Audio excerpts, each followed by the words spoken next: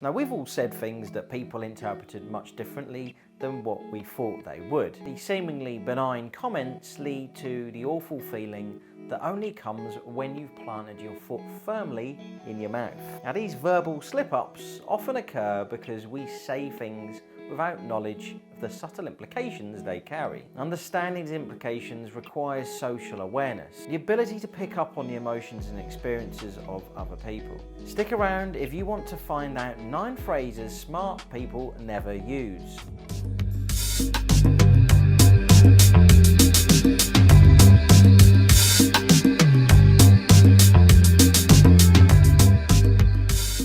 What's going on, guys? If you're new to the channel and like personal development, hit the subscribe button, and if at any point you like what you see, you can give it a thumbs up. If you don't, give it a thumbs down, but leave some comments below. Talent Smart is one of the top providers of emotional intelligence assessments and training, and they've tested the emotional intelligence of more than 1 million people and discovered that social awareness is a skill in which many of us are lacking. We lack social awareness because we're so focused on what we're going to say next and how what other people are saying affects us. We completely lose sight of other people. Now, this is a problem because people are complicated. You can't hope to understand someone until you focus all of your attention on his or hers direction.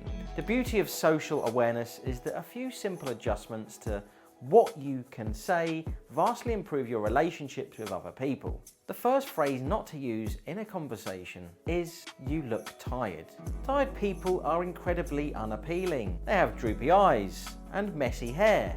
They have trouble concentrating, and they're as grouchy as they come. Now, telling someone he looks tired implies all of the above and then maybe some more. Most people ask if someone's tired because they're intending to be helpful. They want to know if the other person is okay. So instead of assuming someone's disposition, just ask. This way they can then open up and share more. More importantly, they will see you as concerned instead of rude. The next one is using "you always" or "you never." No one always never does anything. People don't see themselves as one-dimensional, so you shouldn't attempt to define them as such. These phrases make people defensive and closed off to your message, which is a really bad thing because you likely use these phrases when you have something important to discuss. So instead, say something like, simply point out what the other person did that's a problem for you.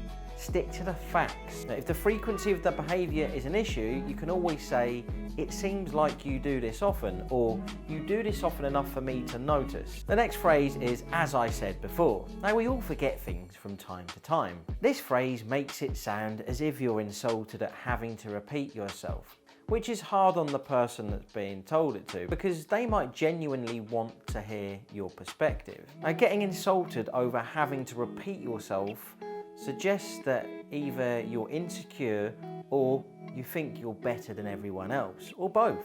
Few people who use this phrase actually feel this way. Instead, when you say it again, see what you can do to convey the message in a clearer and more interesting manner. This way, they'll remember what you said. The next one is "good luck." Now, this is a subtle one. It certainly isn't the end of the world if you wish someone good luck. I do it a lot as well. But you can do better because this phrase implies that they need luck to succeed. Instead, you could say something along the lines of, "I know you have what it takes. This is better than wishing her luck," because suggesting that she has the skills needed to succeed provides a huge boost of confidence. You'll stand out from everyone else who simply wishes her luck. And let's face it, we've all said that to people. The next one is "it's up to you," or "whatever you want." I've said it before, I still sometimes do. And while you may be indifferent to the question, your opinion is important to the person asking, or else they wouldn't have asked you in the first place. So instead say, "I don't have a strong opinion either way, but a couple of things to consider are." Now, when you offer an opinion, even without choosing a side, it shows that you care about the person asking. The next one is, "well, at least I've never." Now, this phrase is an aggressive way to shift attention away from your mistake by pointing out an old, likely irrelevant mistake the other person made, and one you should have forgiven them by now anyway. Instead say, I'm sorry. Owning up to your mistake is the best way to bring the discussion to a more rational, calm place so that you can work things out. Admitting guilt is an amazing way to prevent escalation. The next phrase is, wow, you've lost a ton of weight. Once again, a well-meaning comment. In this case, a compliment. This creates the impression that you're being critical. Telling someone that she has lost a lot of weight suggests she used to look fat or unattractive. Instead, say, you look fantastic. This one is an easy fix. Instead of comparing how she looks now to how she used to look, just compliment her for looking great now. It takes the past right out of the picture. The next one is, you were too good for her anyway.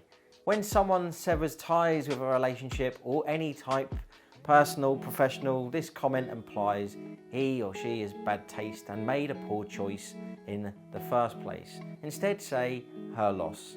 This provides the same enthusiastic support and optimism without any implied criticism. The next one is, you look great for your age. Using for your as a qualifier always comes across as condescending and rude. No one wants to be smart for an athlete or in good shape relative to other people who are also knocking on death's door. People simply want to be smart and fit. Instead say, you look great. This one is another easy fix. Genuine compliments don't need qualifiers. In everyday conversation, it's the little things that make all the difference. Try these suggestions out and you'll be amazed at some of the positive responses you get. Well, that is it for today, everyone. If you've enjoyed today's content and haven't already, I'd appreciate you hitting that subscribe button. And if you liked what you saw, then you could give it a thumbs up. If you didn't, give it a thumbs down, it's okay. Just leave some comments. If you'd like to be notified of new episodes coming out, then please hit that notification bell. This has been Richard Rozza. Peace out.